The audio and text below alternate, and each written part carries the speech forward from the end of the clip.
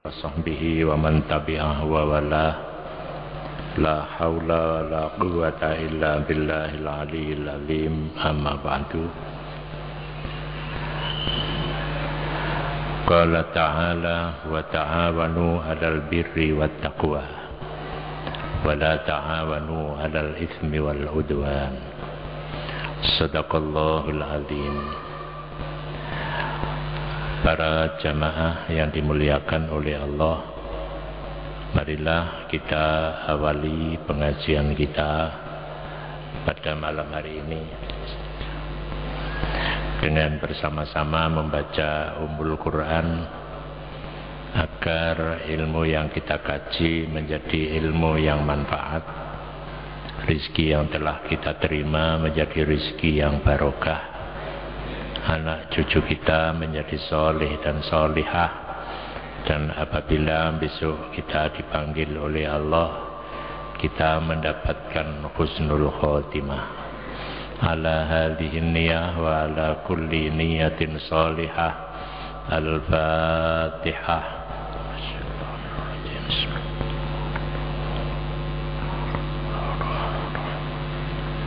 Ya.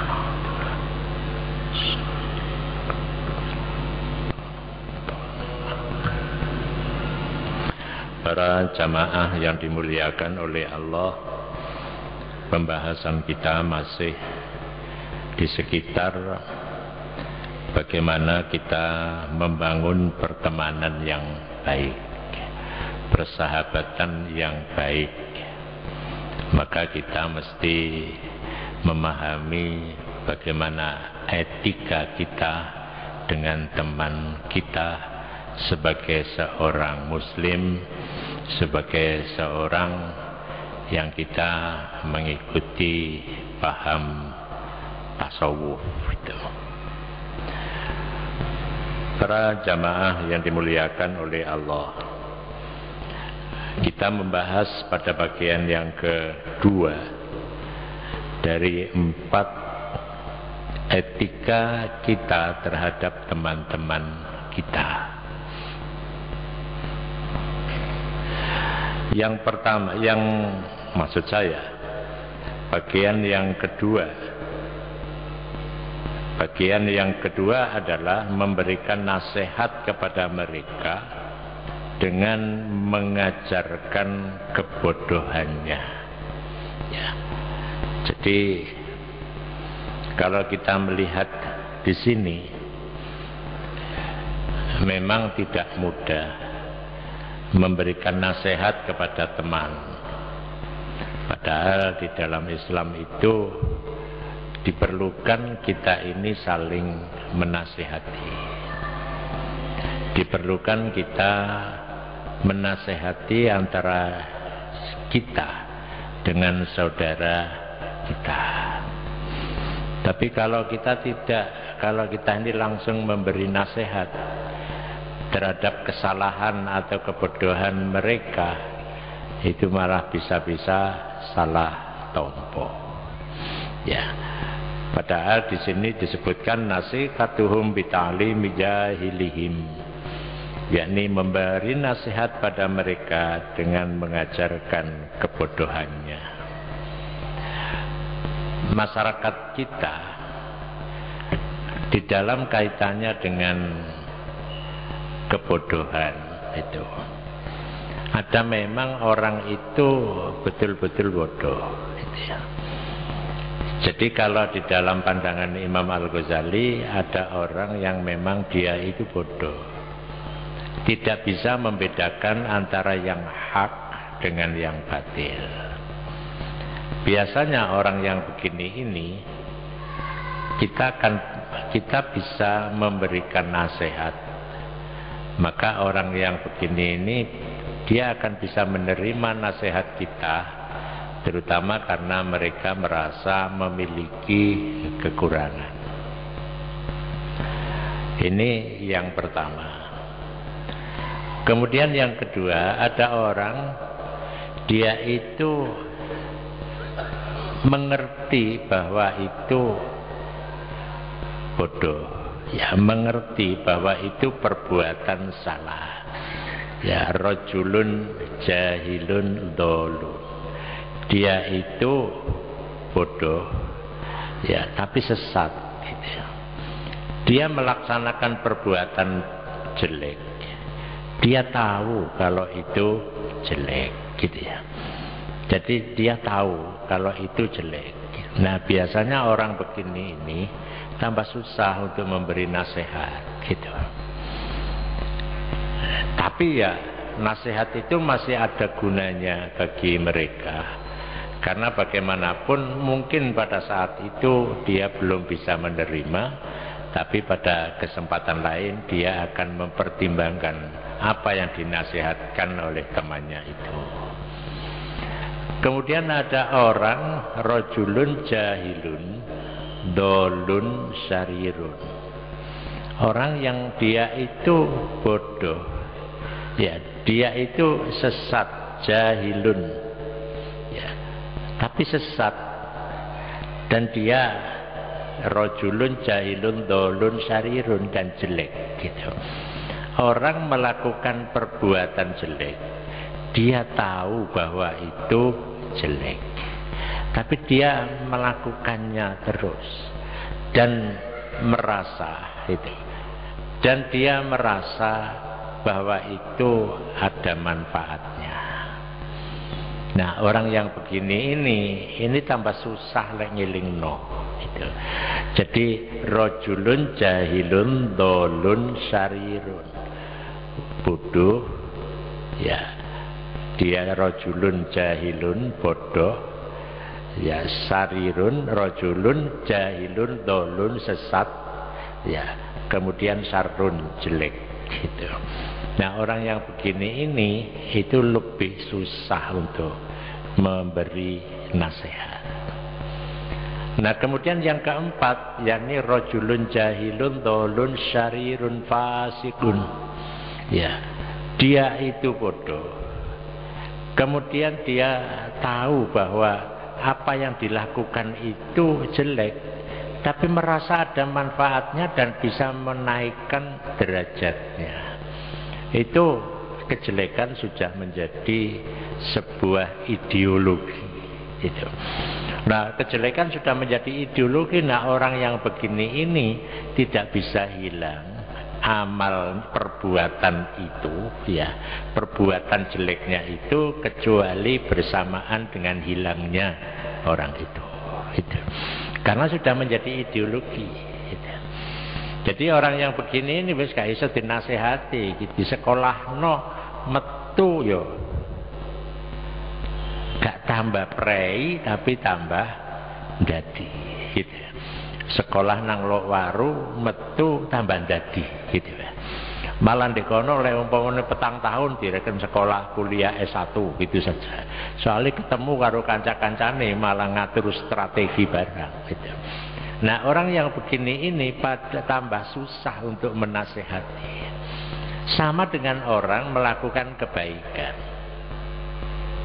Orang melakukan kebaikan itu, ya, ada 4 tingkatannya. Ada kebaikan karena kebaikan itu sudah menjadi budaya masyarakat. Masyarakat kok ngelakoni ngene, dhek melok gitu ya. Jadi dia mengikutinya ya karena masyarakat itu berbuat seperti itu gitu. Nah, biasanya orang yang begini ini melakukan kebaikannya karena tidak berdasarkan ilmu. Itu biasanya nek ono pengaruh yang mengatakan itu salah gitu ya, maka dia akan berubah. Wis gak gelem nglakoni barang sing apik iku mau gitu. Karena apa? Melakukan tidak berdasarkan ilmu. Wis pokoke masyarakat ngene ya aku melok gitu. Nah, kemudian ada mereka itu melakukan kebaikan, dia tahu bahwa itu memang baik gitu. Jadi melakukan perbuatan baik karena berdasarkan ilmu pengetahuan. Nah, iki rada kuat gitu ya. Di dalam memegangi amal kebaikannya itu agak kuat. Karena apa? Dasarnya ilmu pengetahuan. Nah, kemudian yang ketiga, dia beramal baik dia tahu berdasarkan ilmu dan sekaligus dia sudah bisa merasakan manfaatnya. Jadi merasakan manfaatnya. Kalau sudah melakukan kebaikan, ngerasakno manfaatnya, itu sudah meningkat kebaikannya. Nah, kemudian yang keempat, yang tertinggi, dia melakukan kebaikan, dia tahu bahwa itu baik berdasarkan ilmu pengetahuan. Kemudian dia merasakan ada manfaatnya dan bisa menaikkan derajatnya. Nah, kalau orang seperti ini, kebaikan itu sudah menjadi sebuah ideologi. Kalau sudah menjadi ideologi, dikapak-kapak wis ora iso berubah gitu. Karena wis ana rumangsa, ana manfaate. Masya dan terus angin lesus. Krono jamaah itu ada manfaatnya. Sholat jamaah dia berangkat aja. Mengapa? Karena merasa ada manfaatnya gitu. Dan bisa menaikkan derajatnya. Tapi lek sing tingkat pertama nglakoni kebagusan krana wong iku kok ya ngono, aku melok, biasanya angin-anginan gitu ya. Biasanya angin-anginan.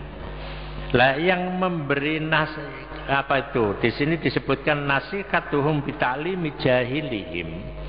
Memberi nasihat dengan mengajarkan, memberitahukan kebodohannya, kekeliruannya. Itu bagi kelompok yang mana gitu ya? Ya kelompok yang pertama tentang orang-orang yang bodoh ya. Dan orang yang dia melakukan kebaikan tidak berdasarkan ilmu gitu. Jadi sing nglakoni bagus krono masyarakatnya itu seneng nglakoni bagus gitu. Melok-melok itu perlu diberikan kepenguatan keilmuan. Nah, kalau orang itu sudah senang dengan kebaikan, dia belum punya ilmu, penguatannya mudah gitu, Pak. Penguatannya mudah.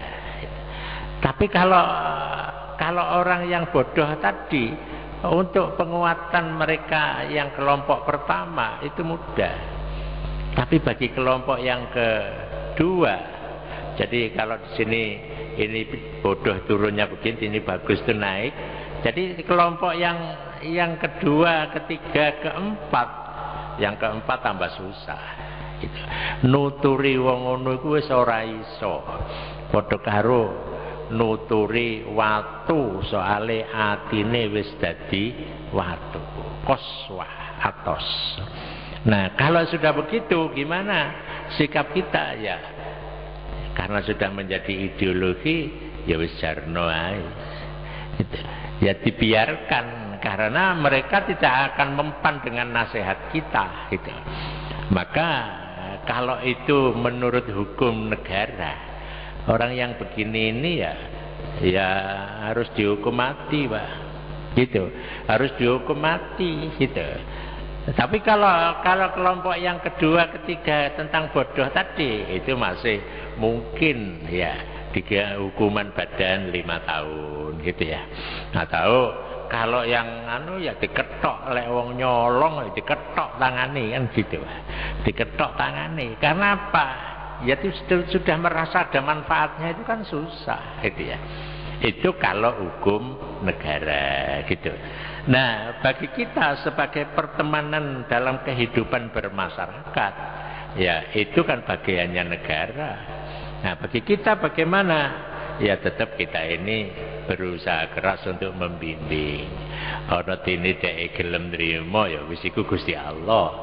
Ana dene ora gelem nrimo ya wis durung wayahe gitu. Durung wayahe ya kudu ditelateni wong pancene ndadekno wong apik iku ya angel gitu.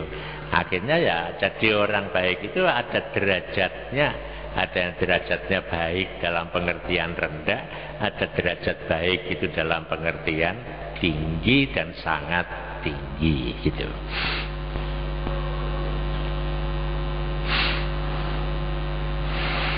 Nah, kemudian wa taqwiyatu dhaifihim walau bis safari ilaihi. Jadi kita menguatkan kelemahannya. Jadi kalau begitu pendidikan itu diperlukan, gitu Pak. Jadi memberikan pendidikan, pembinaan, ya umpamane bahasa Jawa itu asah, asih, aso, itu harus dilakukan, gitu. Ya ora kenek sik enom ya engko lek setengah tuwa. Setengah tuwa sik ora kenek ya engko lek wis tuwa. Lek wis tuwa ora kenek ya engko lek wis mati dielingno, ngoten. Ya karena pembinaan manusia kan tidak bisa seperti yang kita mau. Oh namanya manusia, gitu ya. Nah, jadi menguatkan kelemahannya. Makanya ilmu untuk penguatan terhadap kelemahan seseorang itu bisa kita lakukan melalui program pendidikan, gitu. Jadi penguatan mereka itu dengan program pendidikan, gitu. Nah, bisa itu pendidikan formal, non formal maupun pendidikan informal. Pokoknya itu tugas kita semua, gitu. Jadi tugas kita bukan tugas orang per orang, tapi tugas setiap orang Islam. Bagaimana mereka memberi penguatan kepada saudaranya agar menjadi seorang muslim yang baik, gitu. Walaupun kita ini memang perlu mengantarkan ke sana, gitu ya. Jadi kalau memang itu diperlukan, mengapa tidak? Memang itu tugas kita, tugas pertemanan kita, persahabatan kita. Maka dengan begitu, ya kita harus memahami, karena fa inna fihim ahla bidayatin wa nihayatin wal qawiyyu wal dhaif. Jadi karena apa? Karena mereka itu ada orang yang tingkatannya itu rendah, ada yang tingkat pemahamannya itu tinggi. Jadi masyarakat itu tidak sama. Jadi dengan begitu maka kita untuk menjadikan teman kita ini memiliki kekuatan, maka kita harus memahami kemampuan atau daya serap mereka, otaknya di dalam menerima sesuatu. Jadi ya kita tetap harus memberikan nasihat setiap waktu. Walaupun ada orang itu dia tidak meminta, tapi bahasa yang kita berikan itu haruslah bahasa yang begitu menarik.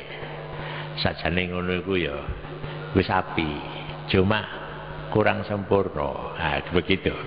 Jadi itu bagi orang yang berbuat apa?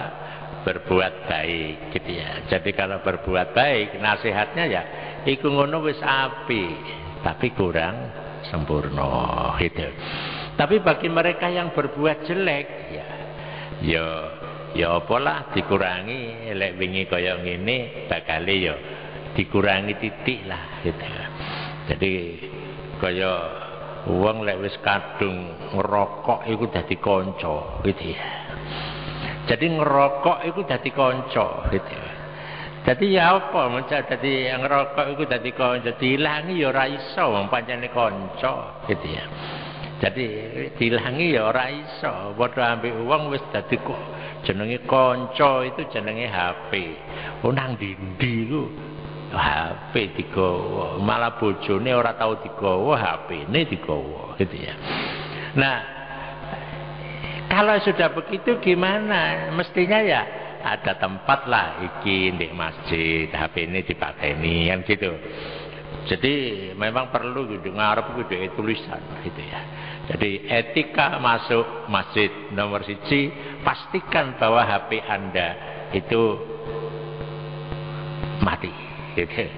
Nomor 2, pastikan bahwa diri Anda dalam keadaan bersih, suci, lahiriah, batiniah. Dan itu diantara ini kok. Jadi ada pastikan gitu. Ya lek iso dikei baliho sing gedhe gitu ya. Itu lek iso. Tapi jenenge wong-wong akeh ya. Wis mara ya rokokan di pinggir-pinggir ngoten. Alasane niki dudu masjid dan niki emperane masjid. Anjene repot musuh wong lek wis kadung sesuatu dadi kanca gitu ya. Makanya sekarang itu di kebijakan direktur PJKA nopo-nopo. Jadi wong gak oleh iku terus mara ning nggone kereta api saiki nggo apa rokokan gitu. Ya memang harus dibangun, budaya itu membangun sebuah revolusi. Lek pancen sik rokokan ning jero sepur ketemu dukno ae di tengah dalan, duweke dibalekno gitu, Pak. Jadi harus begitu, memang itu membangun sebuah budaya gitu. Jadi ya memang namanya amar ma'ruf itu nahi mungkar ya memang diperlukan suatu ketika kebijakan gitu. Makanya siapa yang bisa seperti itu? Ya penguasa gitu. Penguasa. Jadi melakukan perubahan itu tidak bisa kalau bukan penguasa. Lah kalau kita ini sekedar ayo iki masjid gak oleh rokokan dan gitu toh. Mosok kate diuncalno teko masjid ya ora mungkin gitu. Mek dielingno gitu toh ayo iki masjid dipateni rokoke.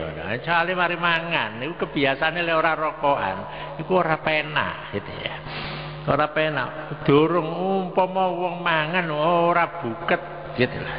Lha wis kaya ngono lah ya angel to. Angel gitu. Soale napa? Pancen wis dadi kanca. Lah ya apa lek nasihati? Ya dinasihati iki masjid engko ae rokokan. Tapi jenenge wong ora betah gitu ya. Jadi manggone di pinggir kidul, rokoke tangane dilebokno nang jabone masjid tapi disedot bareng dibalekno maneh. Dadi ning jabone masjid ya ono talire wong-wong ya. Terus kadung iku apa? Para jamaah ingkang kula hormati, ya kalau kita memahami seperti itu, maka betul satu ketika Sayyidina Umar itu dihadapkan dengan seorang yang tertangkap basah mencuri gitu. Dia tertangkap basah mencuri. Lah Sayyidina Umar ya tidak kemudian membuat keputusan karena aturannya lek mencuri itu dipotong tangane. Jadi delok gitu loh. Didelok. Lek pancene dhek iku mencuri itu karena terpaksa pirang-pirang dina sak keluarga ora mangan, lek kecekel ya mulai disangoni gitu loh. Jadi lek ana wong kecekel ya disangoni gitu. Dadi mosok nyolong sandal jepit ya disidangno ya, mestine ditakoni kan gitu. Jadi apa nyolong kokoa ya kokoa coklat niku. Lah apa terus disidangno kok golek penggawean hakim ngoten. Ya mestine ditakoni, apa sampean kok nyolong layak napa? 3 dina mboten adang niki. Ngoten. Lho lek ngono mule disangoni iku bagiane Pak Polisi. Wis kene golekno wong sing penyandang dana ya sangoni beras sak kintal. Kon nggawa ngoten. Dadi mari ngono digawe dhuwit, iki gawe bumbu-bumbune, iki gawe tuku gase, ya ngoten. Kaya peristiwane ada seorang ulama itu mau pergi haji. Dheweke niku numpak nuntun keledai. Lah di keledai itu di punggungnya itu perbekalan untuk pergi haji. Barang di tengah jalan ada seorang ibu niku dia mbubuti petik niku ditakoni. Lho petik sing sampean bubuti iku lah ya petik mati ta. Wong iku nggene ndek sambah. Lah ya napa malih lah kula niki sak keluarga seminggu dereng adang. Akhire ya napa? Bahan perbekalan iki niku dikekno kabeh sak keledene dikekno bisa. Ngoten. Dadi dikekno pun niki sampean beto wangsul. Dek gak sida lunga kaji. Lho, menurut riwayat dek gak lunga kaji, kancane iku ketemu kabeh. Nek dek iki lunga kaji, berarti kan ana sing ngrungokno kaji. Sapa? Malaikat, gitu. Malaikat. Jadi kalau begitu perbuatan baik kita, walaupun kita ini merasa berat, itu ada sesuatu yang nanti akan diberikan oleh Allah kepada kita. Makane lek riwayat sing kula sering sampaikan, kapan sih Maulid Nabi itu dilaksanakan? Niki banyak sumber gitu. Banyak sumber. Di antaranya adalah sumber yang didapat dari riwayat Sultan Salahuddin Al-Ayyubi. Jadi Sultan Salahuddin Al-Ayyubi niku seorang raja, seorang sultan di wilayah Kurdi. Kurdi itu satu wilayah di Turki Utara, ya, dan di sebagian di sebelah barat daya Irak. Gitu. Pada saat itu dia gelisah tentang spirit jihad umat Islam niki menurun. Gitu. Spirit jihad umat Islam itu menurun. Mengapa? Karena mereka berusaha untuk mengambil kembali apa yang dimiliki, yaitu terutama penguasaan atas wilayah Baitul Maqdis itu. Jadi wilayah Baitul Maqdis niku ya oleh saniki niku Yerusalem niku gitu. Dari tangan Romawi, dari kerajaan Romawi gitu. Kekuasaan tentara Romawi. Nah, akhirnya dheweke niku kaya oleh ilham gitu ya. Malam-malam oleh ilham engko nek pas dina peringatan 12 Rabiul Awal pas lahir Kanjeng Nabi, masyarakat ini kelompokno. Kemudian bacalah Sirah Nabawiyah, sejarah perjuangan Nabi.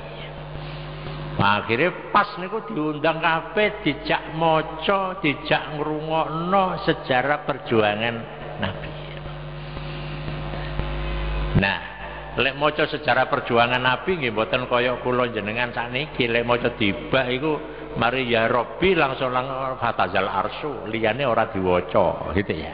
Mestine kan diwaca kabeh, nek jero-jerone iku ada riwayat perjuangan Nabi gitu. Nah, setelah dibaca orang-orang ini merasa ada gugahan gitu. Ana sing gugah semangat niku. Mboten semerap malih sing gugah kira-kira malaikat deh. Kok wong iki asale semangate iki kenduk mara berubah gitu.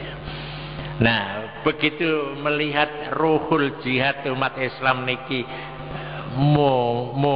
meningkat kembali gitu. Munggah maneh gitu. Maka mereka dikumpulkan lagi, ditawari, ya apa?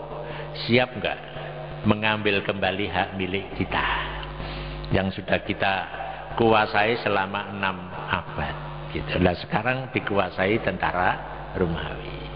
Cuma syaratnya mek siji gitu. Jangan mengalirkan darah gitu. Lah tentara ya bingung.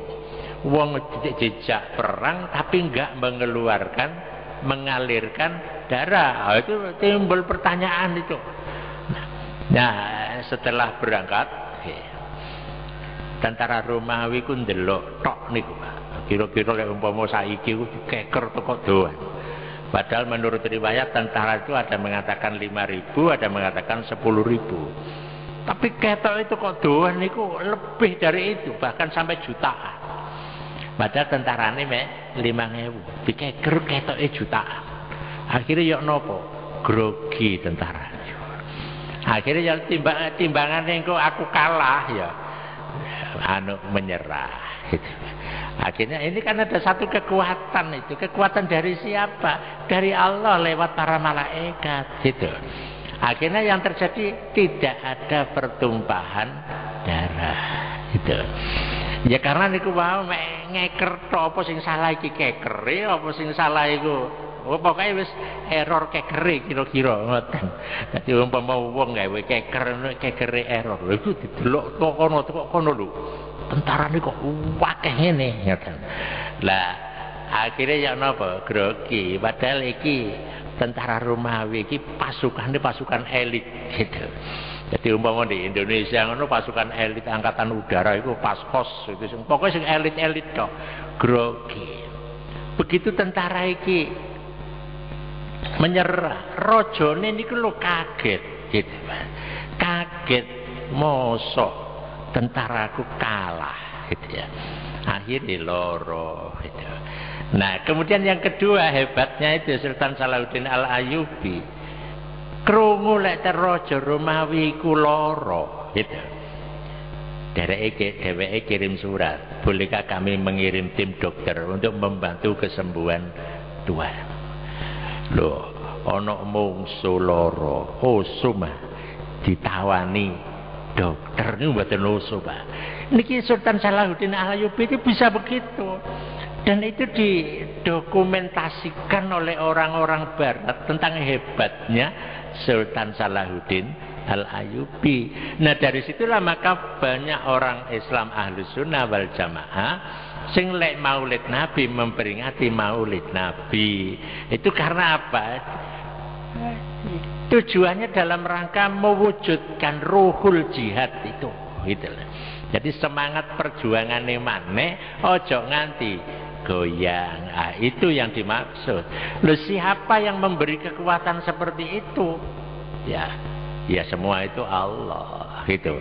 Karena kan ada wonten Al-Qur'an itu dipun sebutaken kam min fi'atin qali latin ghablabat fi'atan katsiratan biiznillah. Sak pirang-pirang tentara titik bisa ngalahno tentara sing akeh krana izine Gusti Allah gitu. Nah, kalau begitu, kalau kita lihat apa yang dilakukan oleh Sultan Salahuddin Al-Ayyubi itu ya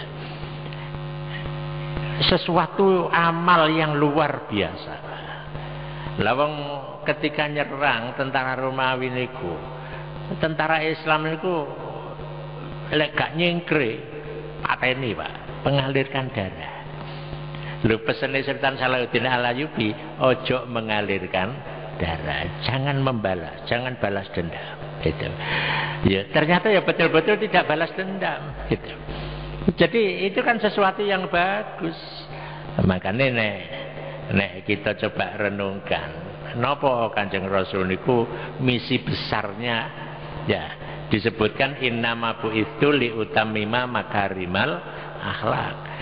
Saya diutus hanyalah untuk menyempurnakan akhlak yang mulia. Menyempurnakan akhlak yang mulia. Ana akhlak sing mulya, ana akhlak mulya tur sempurna. Makanya kalau saya tadi sebutkan, kalau ada temannya sampean iki sajane kelakuane wis bagus, cuma durung sempurna. Nah, gitu. Jadi misi Rasulullah itu ya membangun masyarakat itu supaya duweni akhlak bagus tur sempurna. Dudume akhlaknya supaya bagus tok mboten, tapi bagus tur sempurna. Ini kan luar biasa, Pak. Itu misi itu luar biasa. Nah, kalau begitu di dalam dunia etika Islam, karena etika umum itu lain persoalannya. Etika Islam itu ada perilaku atau etika yang bagus, ada perilaku yang bagus tapi sempurna. Nah, begitu. Sempurnanya di mana? Lek perilaku bagus itu pendekatannya pendekatan manusiawi, pendekatan humanis gitu ya. Tapi bagus terus sempurna niku pendekatannya teologis gitu. Jadi pendekatan kemanusiaan di sini pendekatan ketuhanan gitu. Jadi nek wong niku cara logika, cara logika kemanungsan. Lek ana wong ditabrak mobil, ya, ndek dalan nggone dalane mobil, iku sik rada pantes. Sik rada pantes itu. Tapi yo wong jenenge ditabrak mesti atine pegel. Lha iki lho nabrak munggah trotoar gitu ya. Katik sing mati songo gitu.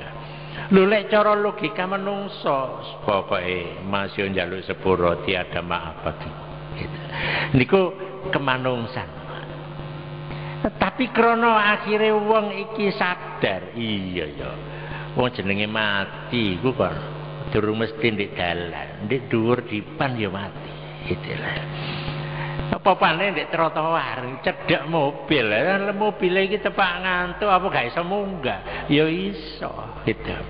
Nah, lek kaya ngono mikire.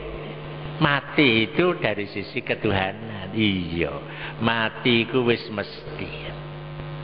Kira-kira pancen catetane mati niku kudu bareng. Ha, ngoten.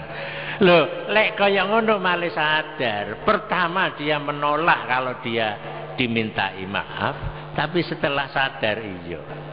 Begitu sing njaluk sepuro kaya ngono sampai semaput wong tuane Apriani, akhirnya ya masih sik rada abot. Tapi wis gelem ngapura. Krana napa? Mengapa dia mau menerima pemaafan? Karena ada nilai ketuhanan itu. Itulah. Kalau tidak ada nilai ketuhanan, gak iso. Ya apa ya. Kudu balas dendam. Ya nyawa balas nyawa kan gitu. Itu cara menungso gitu loh. Tapi lain cara dia sadar ada sisi lain, sisi ketuhanan. Jadinya tidak akan terjadi seperti itu. Disinilah li utamima makarimal akhlak gitu. Jadi tidak kemudian berpikir kemanusiaan, oleh cara kepikir kemanusiaan, lek wong siji dipateni ditabrak, hukumannya 5 tahun, lek wong songo sing mati, ya 45 tahun, ngoten. Lah lek sing ditabrak iku wong 13 wingi enten malih, ngoten. Piro lek siji 5 tahun? Ya swidak 5 tahun. Nah, iku logika menungso, gitu. Logika menungso, gitu. Tapi kalau dia sadar tentang kematian itu memang wis ana catetane gitu. Ana wong niku, oh ya apa, wong mati kan durung mesti tuwa to. Oh, saiki iku ternyata sing gampang mati ku sing enom. Makane sing enom iku kudu hati-hati gitu. Lek sing tuwa iki biasae malaikat gak pati arep gitu. Tapi lek sing enom-enom iki malaikat paling seneng gitu. Napa sebab? Soale sing tuwa iku rumangsa umure cendhek. Begitu loro itu rekreasi ini bolak-balik nang puskesmas gitu. Jadi rekreasi terus gitu loh. Tapi lek sing enom ora, pompong awake sehat, sepeda motor dicun up, mlayune banter, nabrak, direken nyawane dobel. Kan ngoten lho Pak. Dadi malaikat iku seneng karo arek nom-noman iku. Makanya saniki sensus 2010 itu kan menunjukkan umur 70 ke atas itu naik dari 3% menjadi 15%. Berbahagialah sing wis umur 70. Dan sing umur 30 hati-hati, malaikat paling seneng. Soalnya napa ya keliru nih menungsane dhewe nganggep nyawane iku dobel ngoten. Para jamaah ingkang kula hormati, nah dengan begitu, maka kalau kita berteman itu hendaknya kita memahami kedudukan dia. Maka khatibun nas biqadri ma yafhamun. Maka nasihatilah manusia itu sesuai dengan tingkat pemahaman mereka, gitu ya. Nah, makanya kehidupan ini hanya sekedar dari sisi kemanusiaan itu nilainya tidak ada, ya hanya nilai kemanusiaan. Tapi kalau itu digandengkan dengan nilai ketuhanan, maka tidak berdimensi duniawi saja, tapi juga berdimensi ukhrawi. Makanya orang Islam itu kalau beramal tidak hanya berdimensi duniawi, dia harus juga berusaha bagaimana itu berdimensi ukhrawi, ya gitu. Para jamaah ingkang kula hormati, maka dengan demikian kalau kita menghadapi teman-teman kita, saudara-saudara kita, itu memang ada orang yang mereka itu butuh, memerlukan kita. Nah, kalau memerlukan kita, berarti kita ada kesempatan untuk membantu memperbaikinya. Kalau mereka membutuhkan. Tapi kalau mereka tidak membutuhkan, ya berikan anjuran supaya dalam rangka perbaikan diri itu selalu berada pada majelis-majelis majelis-majelis di sana ada pengajian yang isinya bagaimana menjadikan diri seseorang itu menjadi lebih sempurna, gitu. Makanya tidak boleh orang itu sampai sekali saja itu meninggalkan kesempatan untuk berada dalam satu majelis. Makanya nek kita niki memahami Jumatan itu wajib itu. Siapa yang tidak Jumatan 3 kali, tidak mendengarkan khutbah 3 kali, itu sudah menjadi murtad. Nah, makanya enten undang-undang di Aceh niku tentang Jumatan. Jadi undang-undang tentang Jumatan, konun tentang Jumatan. Lah itu di sana ada, kalau ada orang itu dia ketahuan 3 kali tidak Jumatan, itu hukumannya cambuk. Mengapa kok seperti itu? Jadi artinya orang Islam itu tidak boleh tidak, dia harus selalu mendengarkan nasihat untuk peningkatan kualitas keislamannya, gitu loh. Kalau tidak, dia akan gampang kena pengaruh, gampang pengaruh. Jadi gampang berubah karena pengaruh orang lain, gitu. Makanya dengan begitu kita ini dituntut, ya lek Jumatan wajib tetap kita tunaikan. Kalau perlu volume mendengarkan nasihat itu ditambah dengan ngaji, apa seminggu pisan, apa seminggu pindho, ngrungokno nasihat-nasihat untuk perbaikan diri kita, gitu. Untuk penyempurnaan diri kita. Kita sudah menjadi orang baik, tapi belum sempurna. Itulah sempurnanya itu harus selalu dilakukan secara bertahap, gitu. Jadi ya contoh yang paling gampang itu salat. Salat itu wis bagus, nek yo ana wong ngarani salat ora bagus. Bagus. Cuma perlu disempurnakan, gitu. Nah, sempurnanya gimana? Ya perlu jamaah. Nanti lebih lagi perlu sholat itu khusyuk dan lain sebagainya, gitu ya. Jadi itu kan bertahap untuk peningkatan kualitas. Jadi jangan kita hanya puas dengan apa yang kita lakukan walaupun itu sudah bagus. Jadi orang muslim yang baik itu dia tidak puas dengan apa yang sudah dilakukan walaupun itu sudah dia anggap baik. Dia harus selalu mencari yang sempurna, bagus tur sempurna. Itu yang dikejar, gitu. Makanya kalau kita ini sholat supaya bisa khusyuk, ya ngaji ini ya kudu ngaji tentang ilmu sholat sing khusyuk, gitu. Ya apa carane?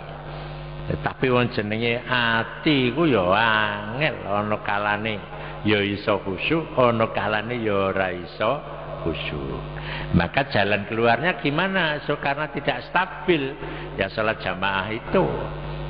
Salat jamaah itu salah satu dari media, salah satu dari cara kalau salah seorang itu bisa khusyuk, yang lain itu dinilai khusyuk, gitu. Itu keuntungannya salat jamaah, ya. Nah, inilah pertimbangan-pertimbangan bagaimana kita mempunyai teman kita itu bisa meningkatkan kualitas keislamannya dan kualitas keimanannya. Para jamaah yang dimuliakan oleh Allah, saya kira itu yang dapat kita kaji pada malam hari ini. Semoga itu bisa menambah wawasan kita bersama. Amin ya rabbal alamin. Al-Fatihah.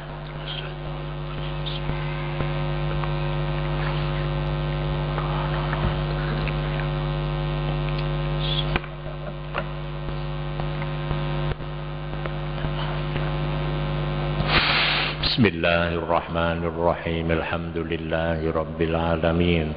Allahumma salli wa sallim wa barik ala sayyidina Muhammadin wa ala alihi wa sahbihi ajma'in.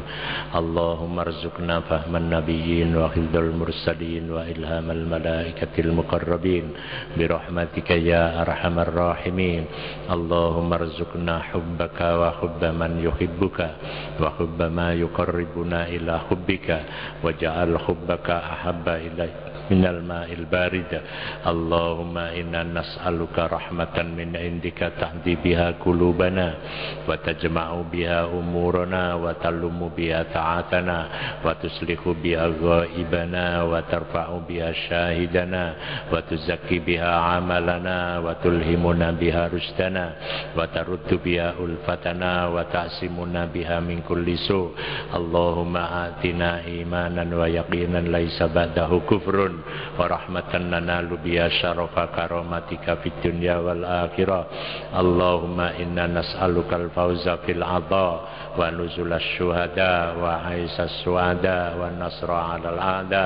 Allahumma inna nunzilu bika hajatana wa in qasura ra'yuna wal dhaufa 'amaluna iftaqarna ila rahmatik fa nas'aluka ya qadiyal umur wa ya syafiyas sudur kama tujiru bainal bukhur an tujirana min adabis sa'ir wa min da'watit tubur wa min fitnatil kubur.